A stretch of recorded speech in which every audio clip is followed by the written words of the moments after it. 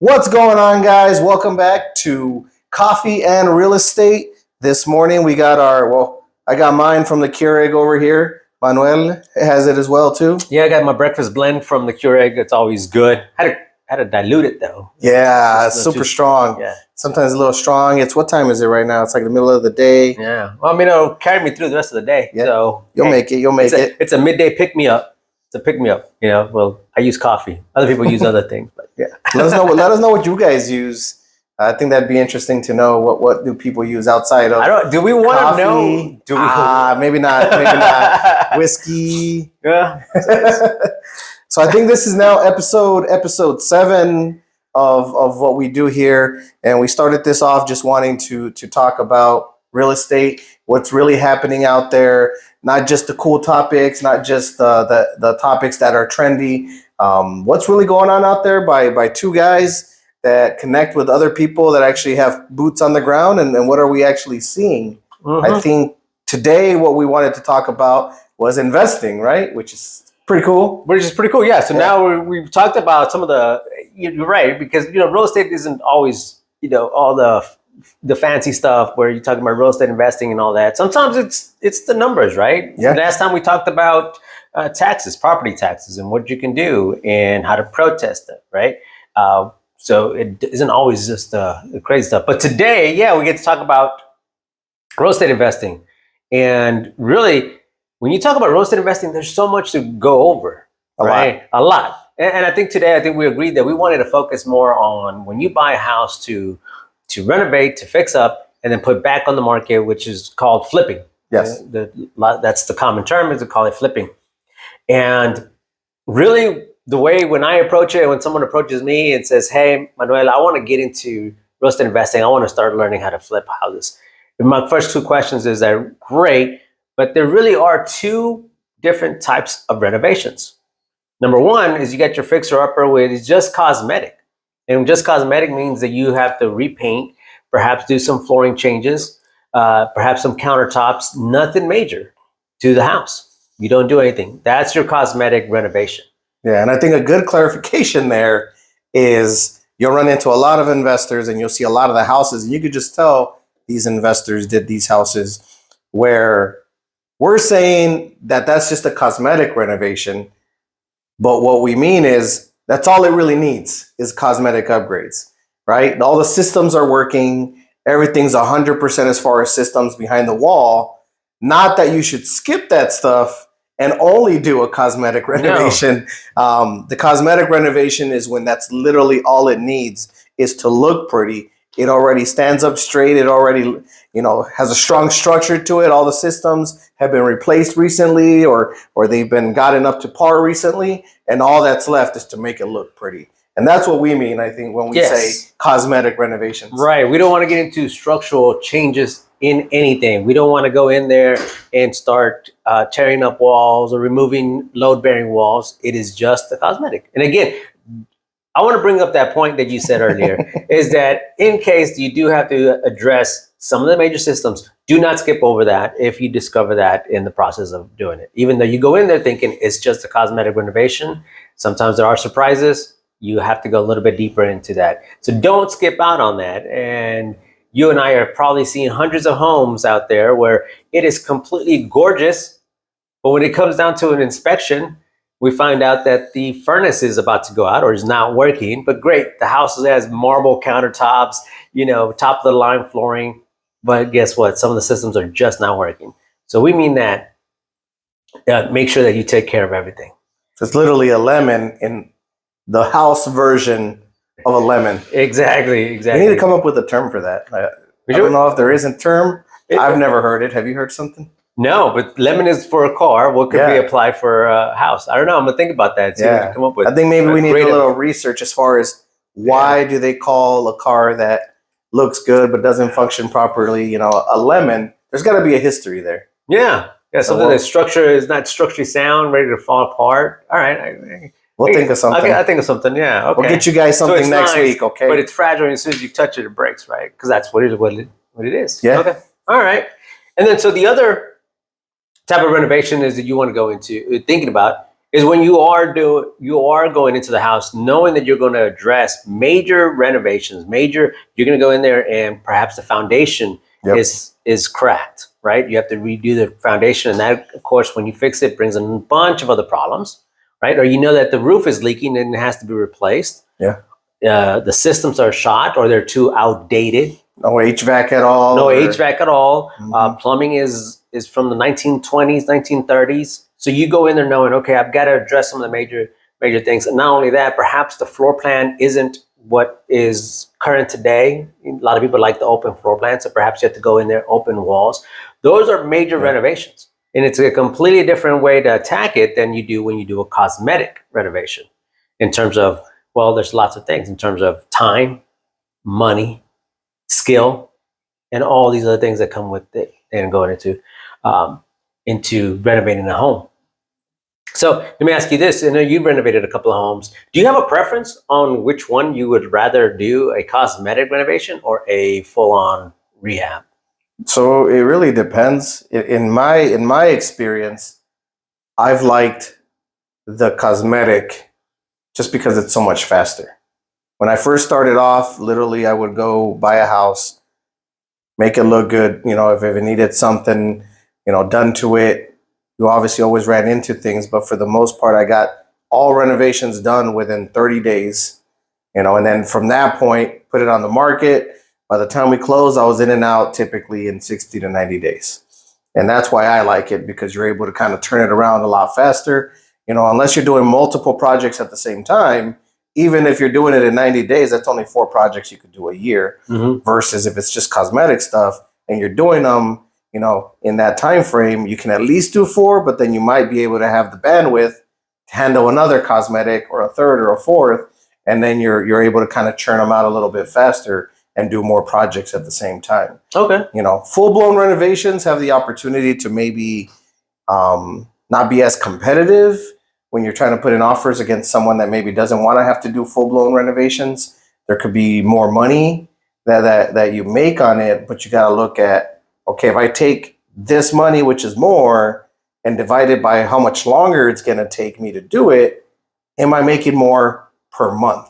Right. And then if you're not, I prefer to stick with what's going to make me more per month versus just more money overall at the end of the day. Okay. And so it's interesting because I actually have a client that likes to do the full-blown renovations. And so the reason that he uses it, I mean, apart from the money and all that other stuff, is that he really likes turning something from what it was before into something really beautiful when he opens up and he creates basically a new house. When you open up walls and you knock down things, you basically create a whole new floor plan, a whole new house. Yeah. He really enjoys that process. Now, along with that, of course, there are different risks. So you really have to assess what your risk tolerance is. Yeah. Right? You're going to spend longer time doing the renovation, more money out of pocket and holding costs.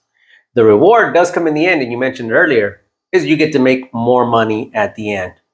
But you have to ask yourself, is that reward worth the risk in my risk tolerance, right? Regarding my risk tolerance. So, and a great man once said, more money, more problems. But I think in this case, sometimes it's more renovations, more problems. Which the more you're gonna do, we should copyright that. Yep. Y'all heard it here first. Right here. More renovations, more problems. The more you do, the more you're gonna run into.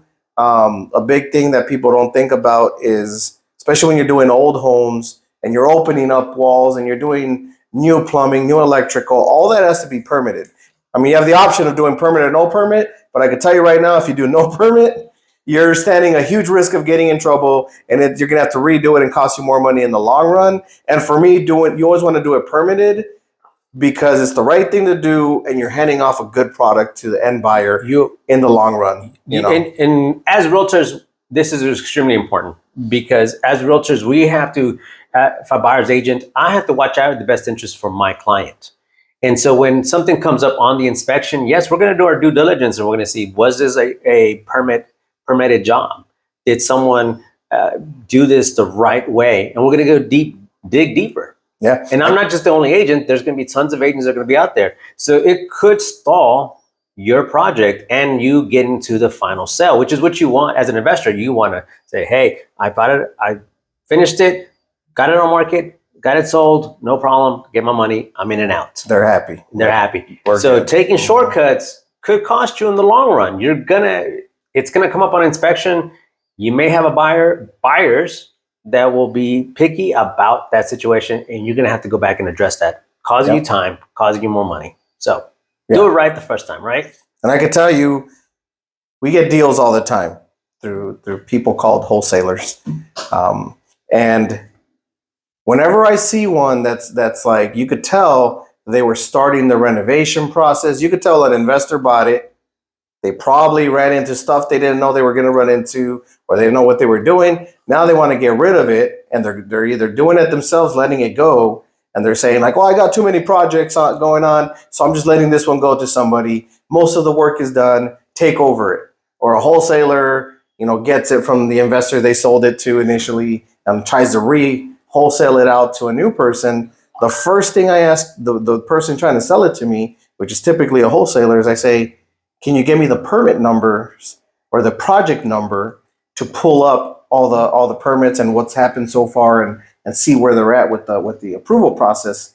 And if they ghost me after that, I know they were doing it without permits. There's no permits. So that's actually probably a really good tip, is if you get a deal sent to you and it's another investor or somebody that started renovating it, ask them for the project number or the permit numbers so that you can pull those up with the city and make sure that they were doing it properly. Because if not, they've probably already been red taped, and got in that from the city where they have to redo it, and it's open up walls again and then redo it, and it's going to cost you more money. Something's going to happen there. So don't get yourself into those situations. Always ask for those project or permit numbers. Yeah, absolutely. And again, coming from a buyer's agent standpoint, is again, we're into red flag. Yes, we're going to go do our due diligence on behalf of our clients. And it's an easy way to go in there. It's the city of Houston. They have a great database, and they'll be able to pull up anything, and you see the history of what's going to happen, what's been happening at that house. And if there is no history and you see that it's a full renovation, red flags everywhere. Yep. So always do the right thing, because there are going to be people behind you that are going to follow the steps and make sure that they're getting a great house at the end of the day. Yep. So. And that's actually probably a good tip too, is not just on the investment side, as if you're an agent out there and you're looking out for your buyers, anytime you read in the description, even as a buyer, new plumbing, new electrical, always ask for that permit number and go look up to make sure that they use permits, because they're telling you this isn't old, this is new. So they're guaranteeing new, but they're not guaranteeing it was permitted. So you want to make sure you do your due diligence there for your clients or for yourself, and you pull up those projects to make sure they went through the permitting process all the way through to final approval. And just actually, I'm going to share a personal story. I had a client one time, and we went and saw a renovated house. And of course, from the beginning, you could tell that it was a full-on renovation. New plumbing, new electrical, the works, right? Yep. And so when it came down to inspection, not only was there a lot of red flags, a lot of things that weren't done correctly, it was almost a fire hazard. And so when we went and dug deeper into trying to see if there were permits out there, they weren't closed out. They were pulled. They were in it, but they weren't completed. And we could tell why based on the inspection report. And this is one of the situations where, the client was like, can we ask him to fix it? At that point, I didn't feel confident in the investor to complete the job according to what needed to be done. Yeah. And after talking to my client didn't either. So you have that, is that you lose complete confidence on people when you do cut corners, and then you figure out like you were trying to cheat the system, and you lose complete confidence of everybody. Yep. And good luck. I mean, this is a reputation. So good luck trying to renovate another house if that's the thing. Yeah. Once people know, I'll tell you, I know an investor locally that does very shady stuff and cuts corners. And a client sent me one of their properties recently. I didn't know it was their property, but I looked at it and I was like, these finishes, this look, it all looks exactly like what that person puts into their properties. And I said, let me go look up who the owner is. And guess what? Sure enough. It was that investor. And so I told my client, I said, hey, look, I don't want to steer you away from this house. We could go look at it. I just want to tell you, I know a little bit about the person who does this. And we run into issues with some of their stuff before. And let me pull it up. And I did pull it up to see if that one had permits and things like that. And there were some that were pulled, but you could tell certain things that he should have pulled them for didn't get pulled.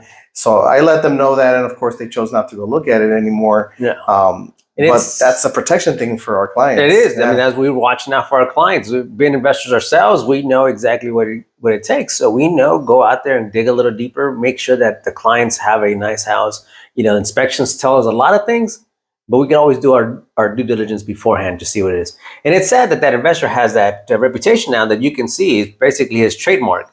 Mhm. You go out there and you see shoddy construction, and it's like, oh, I think I know who that is. Yep. And that's how you build a reputation. Just for the front of the house.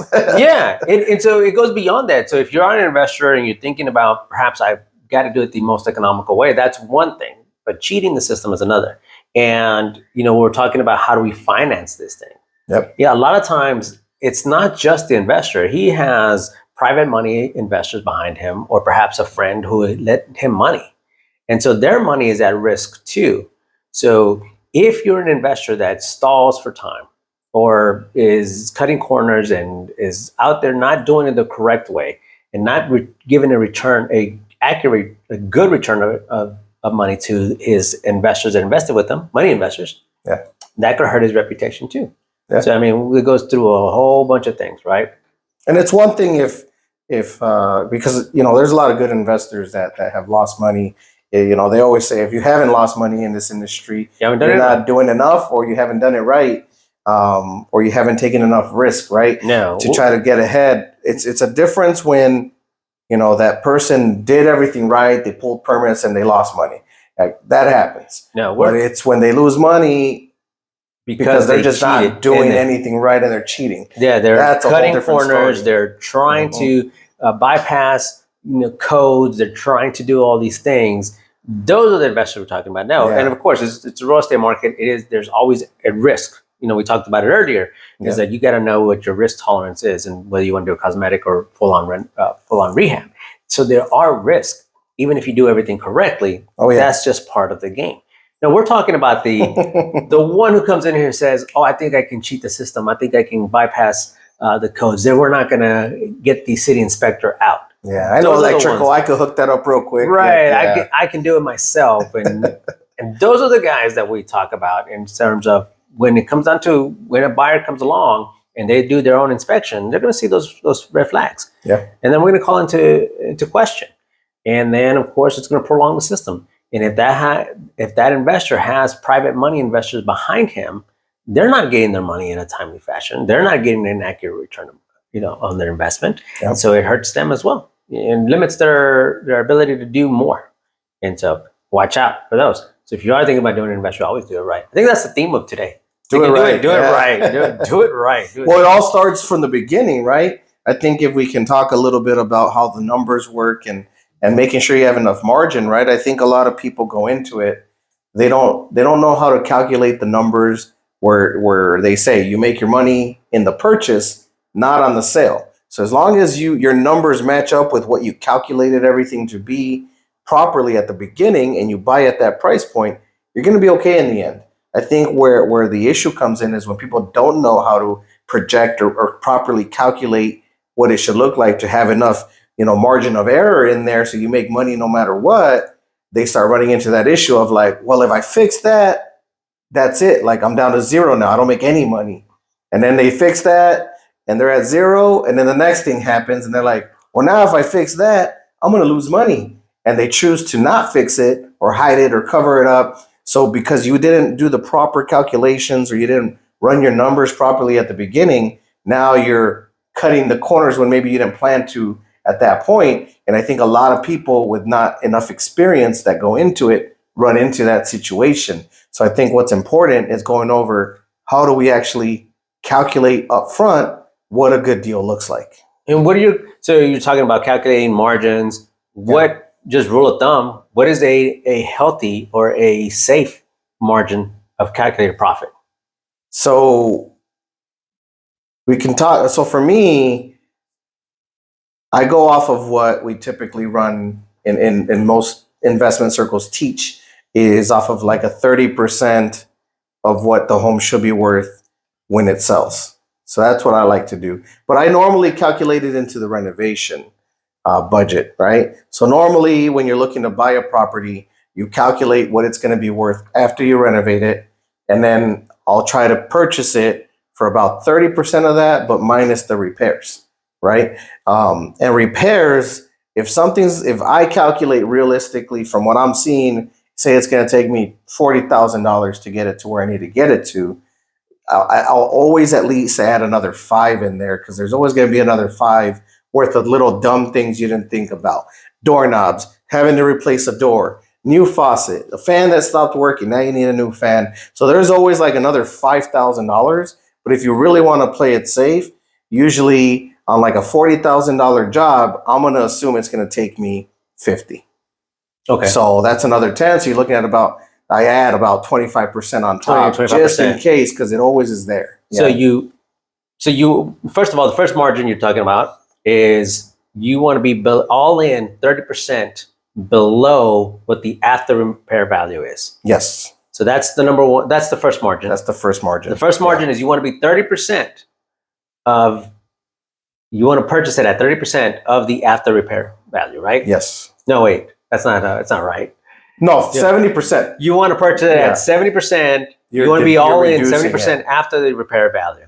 Yeah, 30% is going to cover your closing costs, your profits, and pretty much all your holding costs in between. Okay. And then so the other margin or the other number that you want to stick to is then once you calculate your rehab cost, you want to add another 25% on top of that budget to be safe.